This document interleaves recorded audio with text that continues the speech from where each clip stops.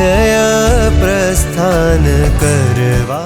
જે રીતે એક મુસાફિરને તેના લક્ષ્ય સુધી પહોંચવા માટેનો નકશો મળી જાય તો તેને સહજતાથી વધારે ગમવાની જરૂર નથી.